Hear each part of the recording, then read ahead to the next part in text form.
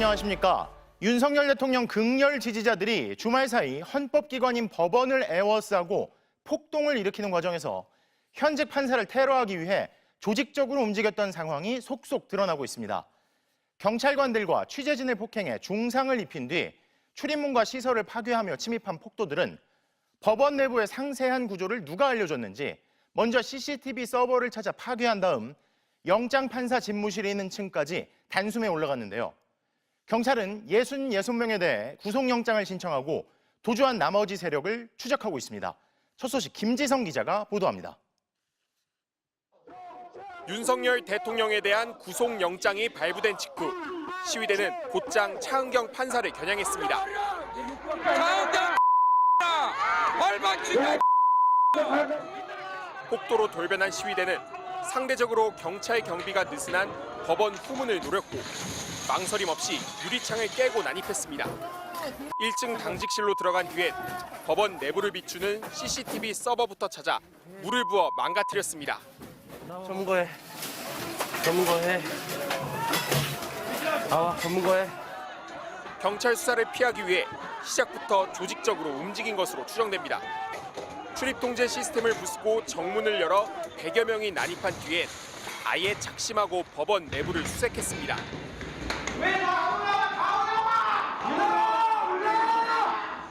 누군가 지시를 내리고 여기에 동조하며 폭도들이 덮친 곳은 영장 전담 판사의 집무실에 있는 서부지법 7층이었습니다.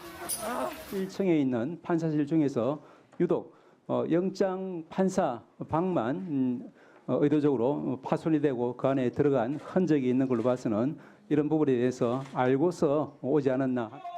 출입이 엄격하게 통제되는 법원 내부 구조를 이미 알고 있었고 구속영장을 발부한 판사를 찾아 테러하겠다는 목표가 분명했던 겁니다.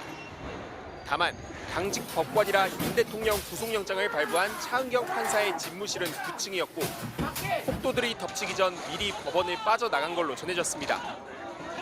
경찰은 법원 내부에서 체포된 46명 전원을 포함해 주말 사이 현행범으로 붙잡힌 시위대 90명 중 66명에 대해 구속영장을 신청했습니다. 폭도가 된 이들 90명은 10대부터 70대까지 연령대가 다양했는데 특히 20대와 30대가 절반을 넘었다고 경찰은 밝혔습니다. MBC 뉴스 김지성입니다. 이렇게 법원에 난입한 폭도들 중에는 유튜버도 3명 포함되어 있었습니다. 이들은 반사회적이고 극우적인 내용을 담은 영상으로 폭력을 선동하며 폭동에 가담해 법원 침탈을 생중계했고 전광훈 목사는 뒷배를 자초하며 이들을 부추겼죠. 헌법기관에서 폭동을 일으킨 이들을 소요죄나 내란죄로 처벌해야 한다는 지적이 거센 가운데 경찰은 배후 세력에 대해서도 엄정 수사 방침을 밝혔습니다. 이혜선 기자입니다. 경찰을 폭행하고 법원을 부수고 판사를 위협한 폭동은 극우 유튜버들이 생중계했습니다. 구속영장 발부 직후부터 이들은 단순 중계방송을 넘어 노골적으로 폭력 시위를 선동했습니다. 뭔 증거인멸을 해? 차은경 어디 있어? 야, 이 차은경. 지금 다 전쟁이야. 폭도 무리에 합류해 법원 창문에 병을 던지고 경찰을 밀어버리라고 부추겼습니다. 야, 국민정권이야. 밀어. 야, 판사 나와. 부셔. 유튜브로 방송된 폭력 선동 장면은 이들의 혐의를 입증하는 증거가 됐습니다. 폭도들에겐 집단적인 폭행과 협박에 적용하는 소요죄, 나아가 내란죄를 물어야 한다는 지적이 나옵니다. 차은경 부장판사를 찾으러 다닌 거예요. 그러면 그런 판결 행위, 사법부의 권능 행사를 못하게 할 목적이 있었다고 볼 수 있지 않을까요? 그렇게 평가할 여지도 없지는 않습니다. 그러면 내란이죠. 폭동의 배후에는 정광훈 목사와 그 세력이 있다는 비판도 빗발칩니다.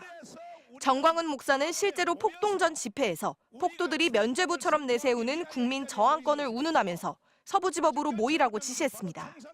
서부지방법원 주소를 한번 띄워주세요. 우리는 빨리 그쪽으로 이동을 해야 됩니다. 윤석열 대통령이 힘을 얻으려고 우리는 바로 공덕동으로 이동을 하려고 합니다. 또 윤 대통령을 구치소에서 데리고 나와야 한다며 구치소 폭동을 선동하는 듯한 발언도 했습니다. 시민단체들은 정광훈 목사를 내란 선동과 폭동 주도 등의 혐의로 경찰에 고발했습니다. 경찰은 유튜브 동영상 등을 분석해 폭동을 선동하고 기획한 배후 세력에 대해서도 엄정하게 사법 처리하겠다고 밝혔습니다. MBC 뉴스 이혜선입니다. 윤석열 대통령 극렬 지지자들이 폭동을 일으키며 법원에 침입했을 당시 무방비 상태의 서부지법 직원들은 옥상으로 긴급 대피했습니다.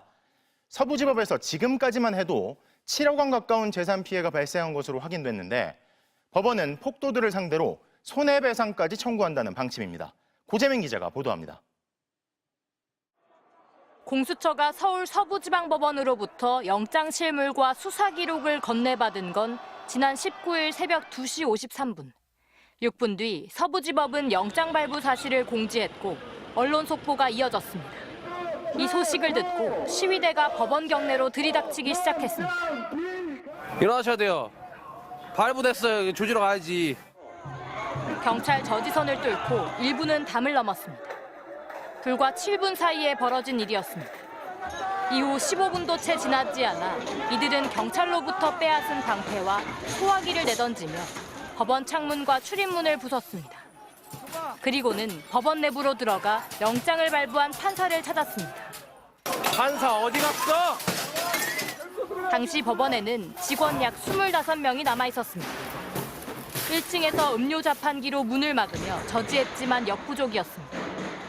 직원들은 현관이 뚫리자 옥상으로 몸을 피했습니다. 폭도로 변한 시위대가 법원 1층 민원실부터 판사 집무실이 있는 7층까지 돌아다니며 무차별적으로 폭력을 휘두르는 상황. 직원들은 이들을 막기 위해 방화벽까지 작동시켰습니다. 옥상 출입문을 의자로 막은 채 1시간가량 몸을 숨겼던 직원들은 시위대가 물러난 뒤에도 마음을 놓지 못했습니다. 전력을 차단할 수 있는 지하 2층 설비실로 대피했습니다.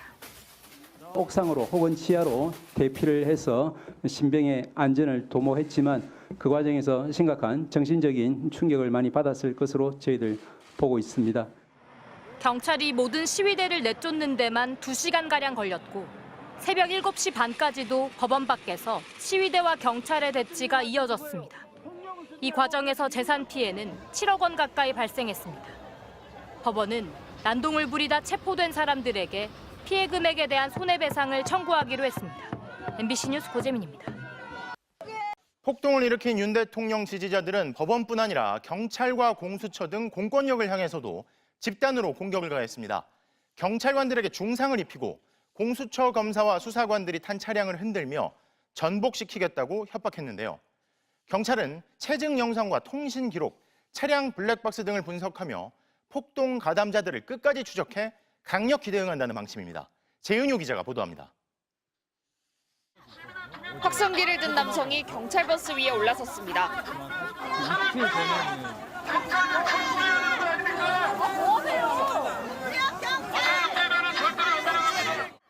시위대들은 경찰버스 문을 열고 아예 경찰을 끌어내려 합니다. 경찰관이 버티자 시위대는 하나둘 모여들어 경찰관을 둘러쌉니다.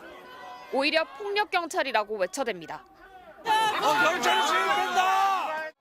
경찰관이 경찰 버스 안으로 들어가려 하지만 시위대는 더 거칠게 경찰관을 끌어내려 합니다. 시위대가 경찰 공권력에 거침없이 공격을 가하는 겁니다.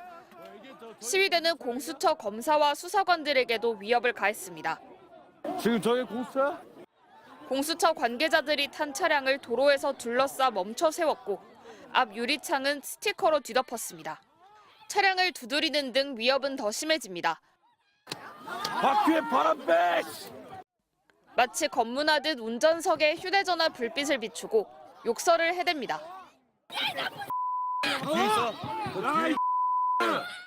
차량을 마구잡이로 흔들어대더니 뒤집으려고까지 합니다.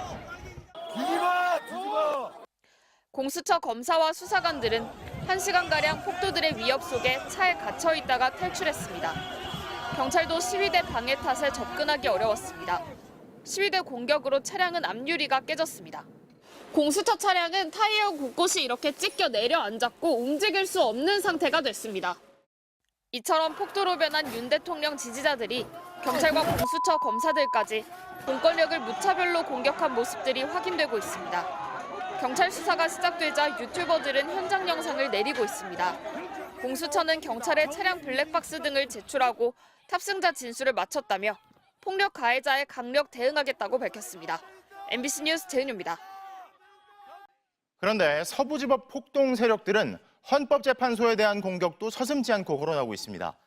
박근혜 전 대통령 탄핵 심판 때도 폭력 상태로 4명이 숨지는 일이 발생했는데요. 법치를 흔드는 폭력과 선동하는 세력에 대해선 엄벌이 필요하다는 지적이 이어지고 있습니다. 송정훈 기자가 취재했습니다. 구속영장 발부에 반발해 서울 서부지법에 난입한 시위대는 다음 공격 대상으로 대놓고 헌법재판소를 찍었습니다. 다음은 헌법재판소야! 다음은 헌법재판소야! 시위대는 헌법재판소로 행진해 미신고 집회를 이어갔고 경찰은 이들의 진입을 막기 위해 차벽을 둘렀습니다. 실제로 한 남성이 담을 넘어 헌재로 침입해 붙잡혔고 쇠지렛대를 소지한 남성이 붙잡히는 등 3명이 체포됐습니다. 헌재와의 싸움에서는 내가 돌격 앞으로 하겠습니다. 우리가 무슨 연장을 들고 가더라도 그때는 제가 지금 서부지방법원에 같은 이런 폭력보다도 더 함부로. 온라인상에서는 유리창을 깨도 복구가 가능해 의미가 없다. 헌재를 불태우면 된다는 등 헌재 공격을 예고하는 글이 잇따라 경찰이 수사에 나섰습니다. 지난 2017년 박근혜 전 대통령 파면 결정이 나오던 날도 폭력 사태가 벌어졌습니다. 극렬 지지자들이 헌재 방향에 설치된 경찰 버스에 밧줄을 걸어 흔들어대고 버스 위로 올라탔습니다. 심지어 경찰 버스를 탈취해 차벽을 들이받아 대형 스피커가 떨어져 70대 남성이 숨지는 등 폭력 시위 과정에서 4명이 숨졌습니다. 경찰과 집회 참가자 30여 명이 다쳤지만 폭력 시위를 주도한 정광용 박사모 회장은 징역형 집행유예를 선고받는 데 그쳤습니다. 이번 서부지법 폭동이 헌법재판소에 대한 위협으로 이어지지 않으려면 강력한 처벌이 필요하다는 지적이 나옵니다.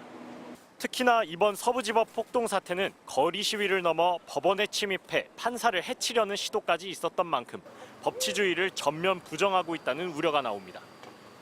현장에서 그런 불법 난동을 벌인 사람들을 예외 없이 전부 다 엄하게 형사 처벌하는 것이 필요하고 또 뒤에서 이런 행위들을 교사하는 거죠. 선동한 사람들도 다 엄하게 처벌을 하면 헌법재판소는 이번 사태와 관련해 심판정 보안 강화 방안을 마련하고 경찰에는 외곽 경비 강화도 요청했다고 밝혔습니다. MBC 뉴스 송정훈입니다.